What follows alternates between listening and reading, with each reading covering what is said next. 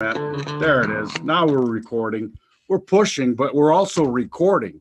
It's a Monday. It's the last week of, well, we got a couple days in June next week, yeah?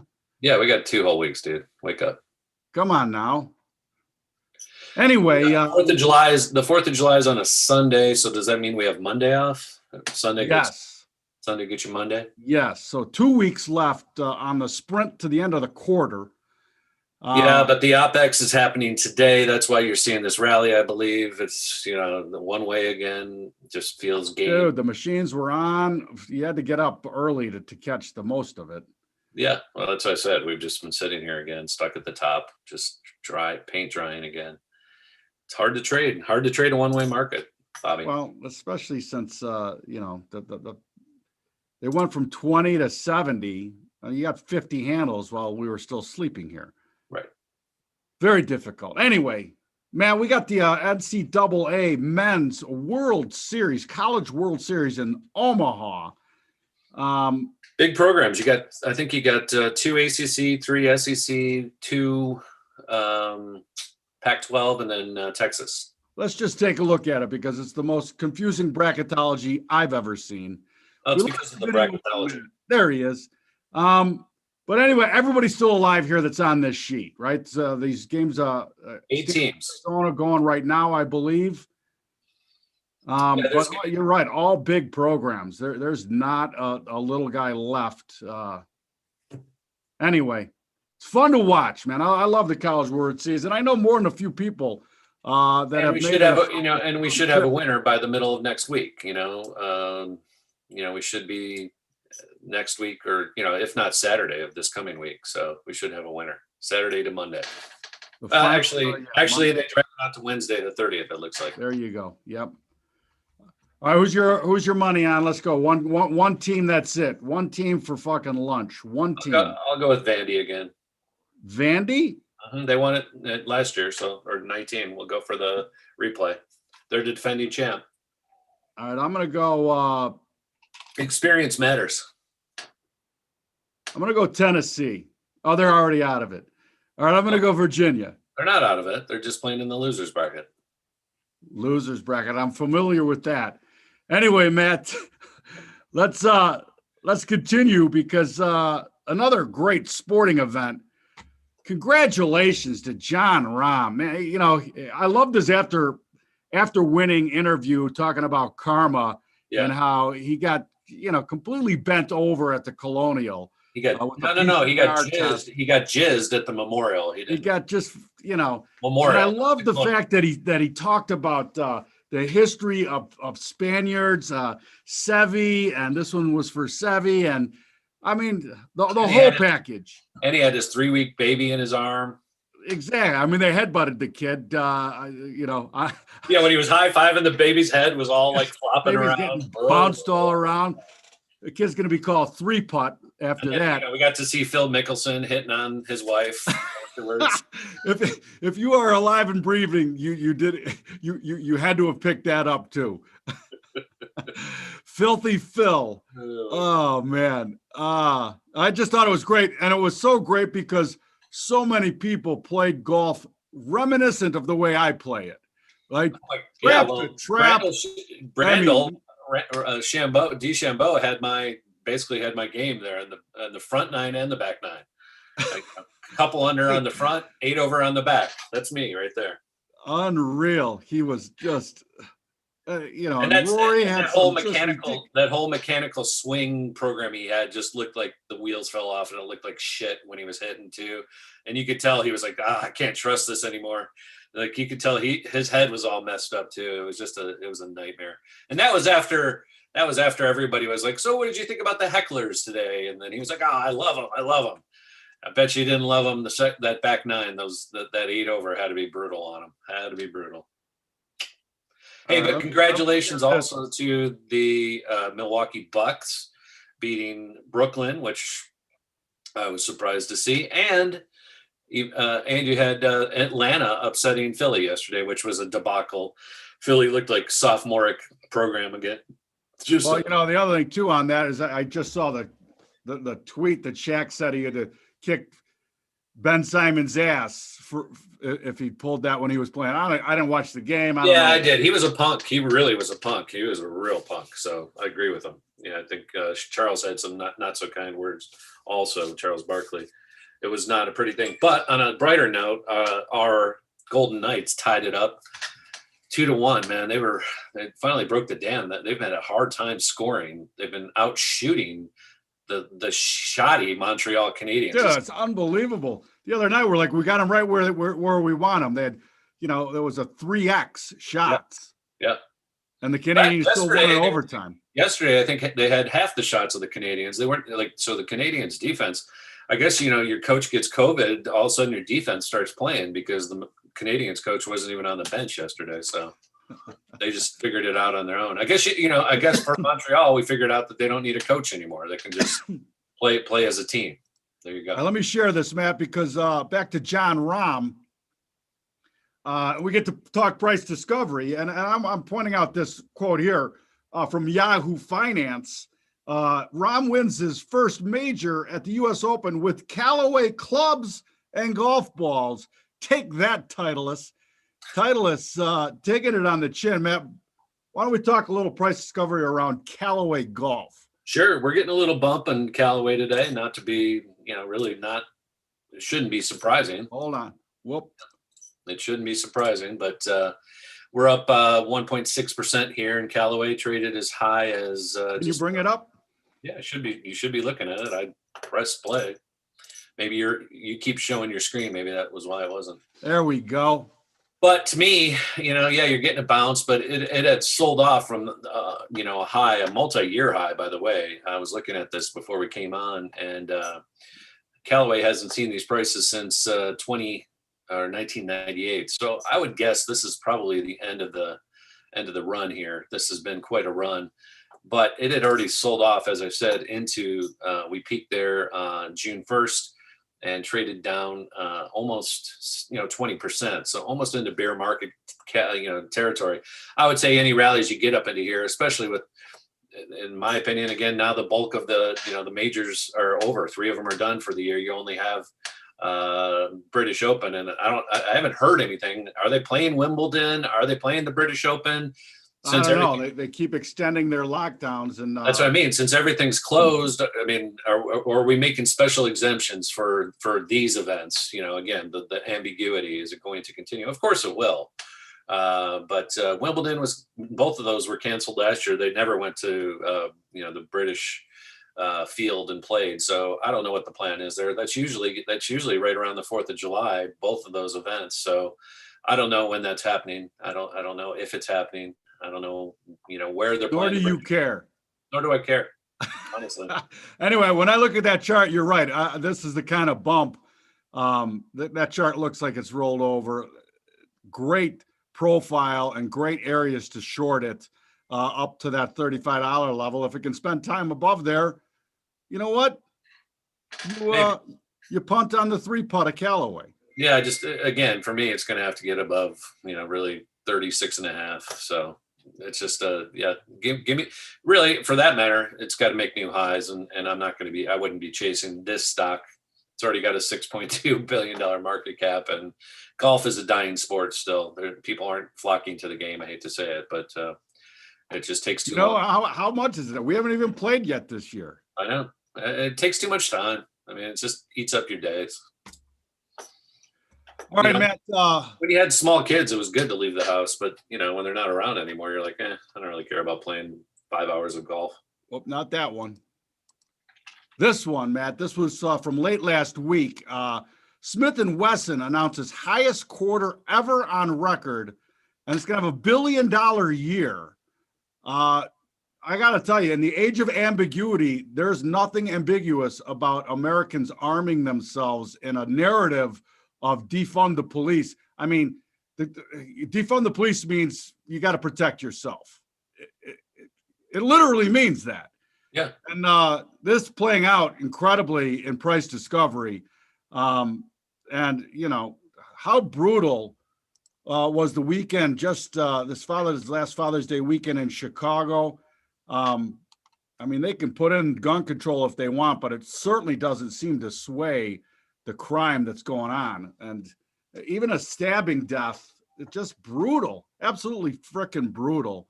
But people are arming themselves, and I just wanted to give you a chance to bring up the Smith and Wesson chart, another one that's just gone absolutely. Yeah, and again, you know what's funny about this, Bob, is here's a stock that's only got a market cap of 1.3 billion. Like, if the Reddit bros want to play a fundamental thing and get involved, why isn't this thing trading at $270 at 10x? Guns for everybody. Guns. We're the guns nation. We still have, Amendment 2. So this should be through the roof, and it is through the roof. Don't get me wrong. This is just the last couple of days, right? We had the earnings Friday and then continuation today. So traded up to 28 and a quarter-ish. And again, if you look at the daily, we're making new highs there on multiple years, and I believe all-time highs. So again, if you want something that should be going to the moon, this would be a fundamental story that makes a lot of sense to me. It pays a nice dividend, at least at something, 1.37. So it's an honest company. They're making money selling firearms and bullets and whatnot. But this goes back to 99 when it was $2. So again, 12x, 13x, 14x only took 21 years, Bob. 21 years for the 14x. Yeah, it's not a very. Is there any short interest in it? I guess my point is, I wouldn't be involved in this name one way or the other. It doesn't excite me. But for those that like the fundamental story and the gun story, it makes a lot of sense. But it's over now. Like, I think the move's happened. All right, and back to the futures, Matt. I just wanted to bring up this headline from that we talked about on Friday, because there was more news this weekend. Kyle Bass sharing how much of a crop failure is going on there. Yeah. Very difficult to get any honest information out of China, but I think that keeping an eye on these grains, especially for me, and looking for a longer term area to maybe start nibbling on some longs is going to be fruitful, Matt. Fruitful. Anyway, I know that was an interesting read. Yeah, it was an interesting read talking about, and I thought there would be, honestly, a broader reaction to the upside. And although I believe the grains are still green for the day, they are, but barely. Corn's only up $2. So they had a big kind of, sell off into last week, and they've kind of recovered a little bit. But yeah, depending on which side of the fence you stand, this might be a good time on any of the dips here to continue buying. But it's very for me.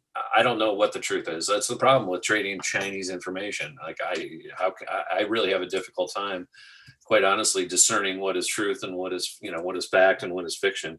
It's bad enough in the U.S., but it's really bad in China. Like, unless you got a man on the streets there that's working for the CCP, I don't know what you can believe, good or bad. I really don't. So it's difficult for me. Like, for my money, it's not like a fundamental trade. I will take. Like, I wouldn't take it. So again, I'd kind of like just trade the price action only, and we're kind of we bounced off a bottom here, but I don't see much. Like, I'm not very bullish and I'm not very bearish. So for me, it's just kind of dead money right now when it comes to the grains. It needs to play forward. Time needs to provide us more information, and until then, I'm less interested in either side of the market.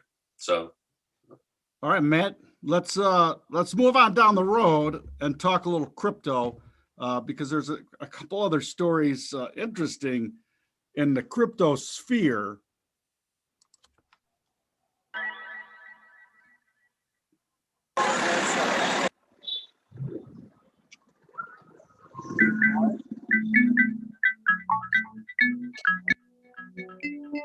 All right, Matt.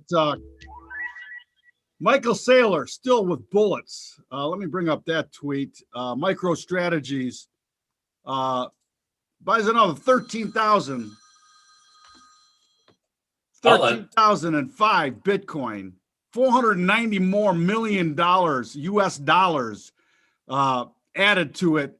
Now owning over 105,000 Bitcoin. Has no plans on selling them.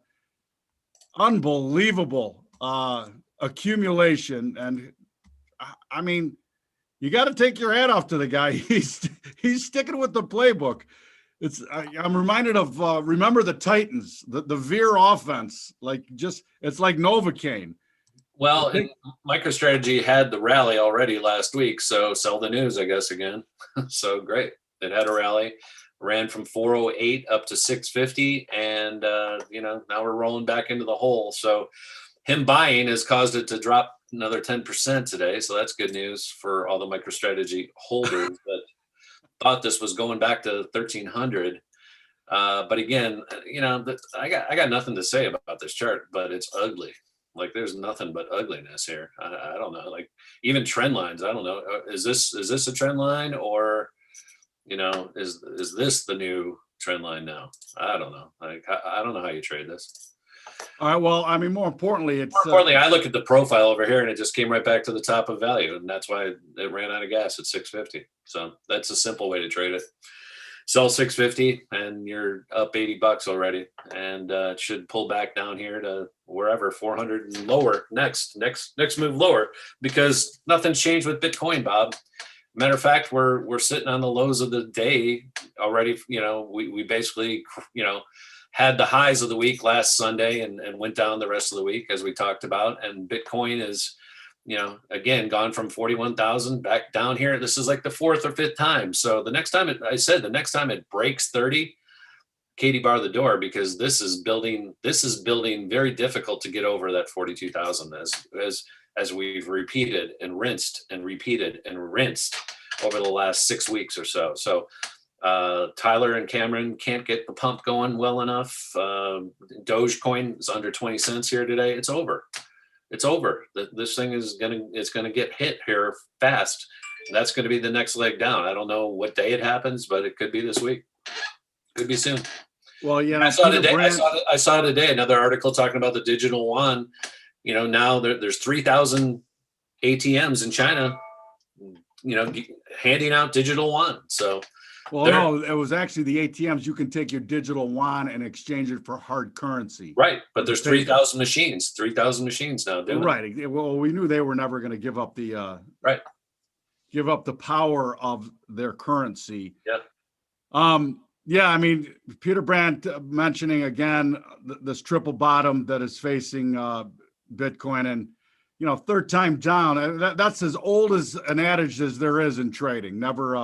Never sell a triple top, never buy a triple bottom. You can do it on the double top and bottom, but not the triple. Right. And so they're facing that. And, again, like you just pointed on that profile, now you got a ton of people again over the past 2 weeks that are underwater. And it's like rinse and repeat. I agree with you 100%. I mean, I think I keep on saying it. Why is this going to be different than the last two crypto winters, if you want to call them that? Why is this going to be just a 2-month thing? Well, and again, it already has more than been cut in half, and from 42,000 back down here to 31,000.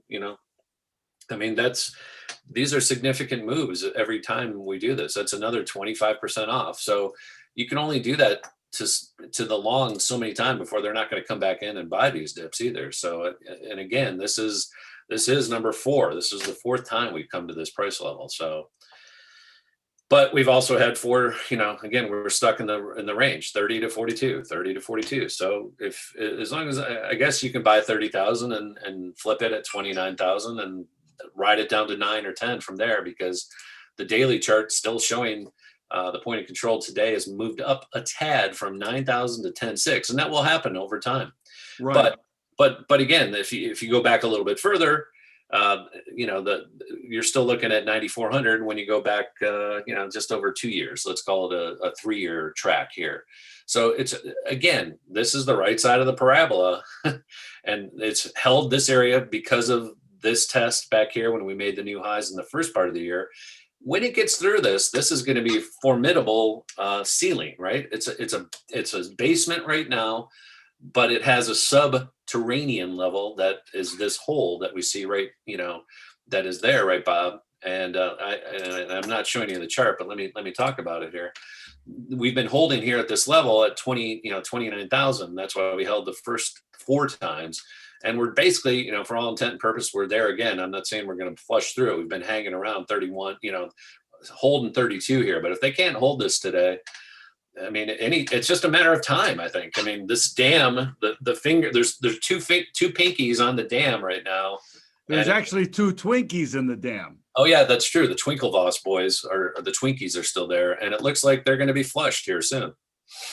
All right, man. Let me bring one up too, because in the crypto sphere, I saw the tweet, and I don't remember. I didn't save it. I'm usually very good at that, like screen capturing the tweet, so I can use it in the broadcast. Right. You know, if we had a sponsor, I could actually have a lackey do that, but I didn't. But anyway, it was somebody from, and we've talked about this coin before, the comp coin, Compound. And it's all about DeFi, and if you've been paying attention in social media, DeFi is a super hot buzzword, decentralized finance. Mark Cuban, we talked about that last week, how he got schmeezed in a DeFi coin. Anyway, this guy who's obviously with the Compound team said it was incredibly pleasurable to give a demonstration, talk, whatever you want to call it, to the people at Goldman. So he actually went to Goldman and told them and explained about comp and how it works and decentralized finance. And when I saw it, Matt, I actually tweeted to him this chart. And this is the comp chart. And my question is, like, did you actually talk to the guys at Goldman about the chart also? Because that's all they give a shit about, right? I mean, I'm pretty sure when, like how much of a pin drop was in that? You could hear a pin drop in the room when he brought the chart up of the price discovery of comp. I mean, this thing, talk about the right side of the parabola. I mean, I'll be actually interested in this because, you know, I think it's probably good code, but back down around $119. So another halving, if we can have it again, and I've actually owned this and made some money on it.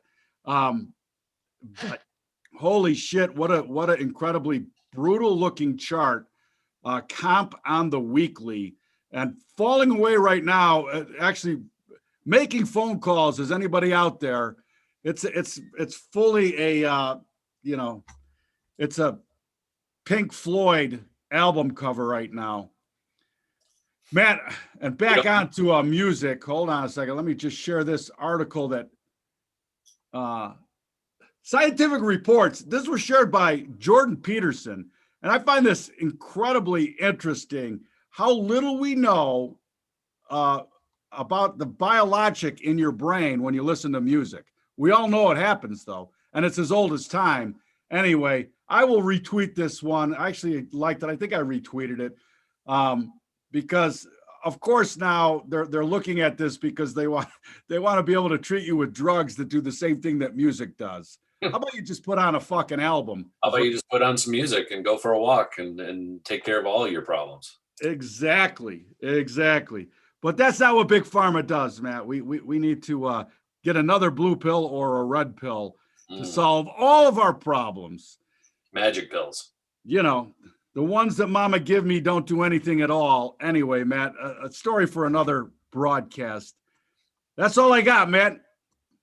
Yeah, it's a quick one. It's a trend day Monday, so we haven't really gone anywhere since the opening hour, except shot to the top, and there's no new prices here. But again, I guess it's good enough to play the OPEX game, and yeah, it felt yesterday like when Asia sold off. I actually turned to. I didn't text you this, but I texted another trader friend of mine and said, "Hey, that's the bottom. This, the Asian flush was not that great. We got down to whatever, 41.30, 41.25-ish. And there was no more selling after that. Europe opened and then they just started buying and straight up from there. So that's basically kind of what it looked like. We basically finished that cycle. Europe, US, and then Asia had already closed. So we had to open that Sunday to get the last flush and then reverse. So that's all this market gives you is kind of one cycle down. Whether it starts in Asia or starts in Europe, this time it started in Europe and then Europe started buying again. But again, today is OPEX, the quarterly expirations, which is a big one. Quad witching is today. So they're balancing books, and they'll get a nice little pretty print again for for the June, the second quarter, and then we move on to hopefully they can prop it up somehow again at the end of September. The Fed's pretty good at this game right now. All right, Matt, thank you so much. Please join us at marketvitals.io, and I will see you there, Matt. All right. Peace.